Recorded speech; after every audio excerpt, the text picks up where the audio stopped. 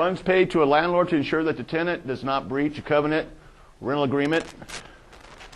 Security deposits are governed by Colorado Revised Statutes 3812-101 through 3812-104 and are intended to protect against the wrongful withholding of the security deposit. What? Landlords wrongfully withheld security deposits? So back in the early 70s, our legislation decided that you're going to adopt some statutes to protect tenants and their security deposits. How much security deposit should I charge? Charge what you are comfortable with and what the market will bear. When should I return the security deposit to the tenant? We're going to almost completely disregard this part of the statutes because even the judges and magistrates don't follow it anymore. It is just amazing. Okay. Statutes, however, are very specific in that you must give an accounting and any monies owed back to the tenant within a 1 month period, unless the rental agreement calls for a longer period of time, but not to exceed 60 days. The clock begins when there is a termination of the rental agreement or lease or surrender and acceptance of the premises, whichever occurs last. What can I deduct from the security deposit? You may deduct unpaid rent, utility charges, repair work, or cleaning contracts performed by the tenant. You may not charge for normal wear and tear. By a show of hands, how many people of us like sushi? How many of us like mac and cheese? How many of us like pizza? Oh, so you got more hands. Okay. Everybody's taste is different, right? Everybody's opinion of normal wear and tear is different. There is no clear-cut definition of it. Even with judges and magistrates, nobody can agree.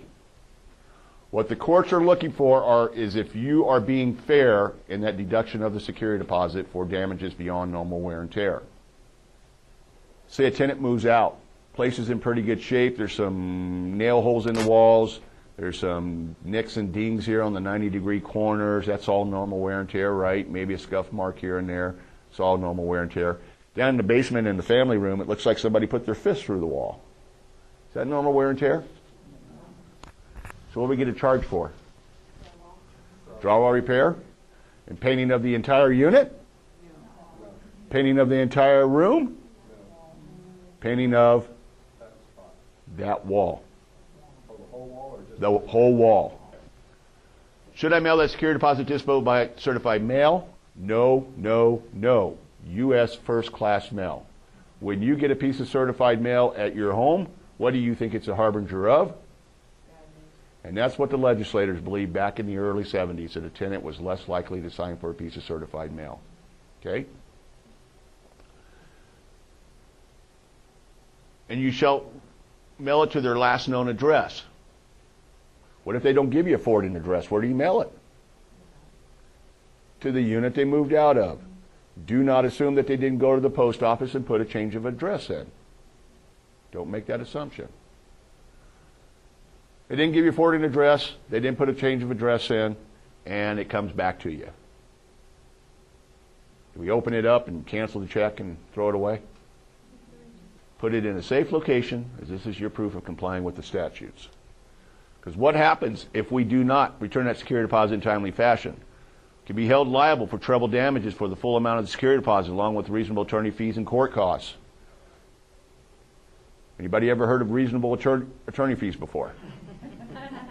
Is that a pretty good oxymoron? Is that like jumbo shrimp? Little giant? Okay? That is the one I am most afraid of, is reasonable attorney fees. Not the treble damages, not the court costs, reasonable attorney fees if I lost in court. All right. Rental agreement. In tonight's booklet, we have a fairly current version of the rental agreement. There's been a couple of modifications, alterations, but nothing major. Okay? And we're going to go through this real quickly because we have to be out here by 9:15, folks. And if we don't, they send a squad through.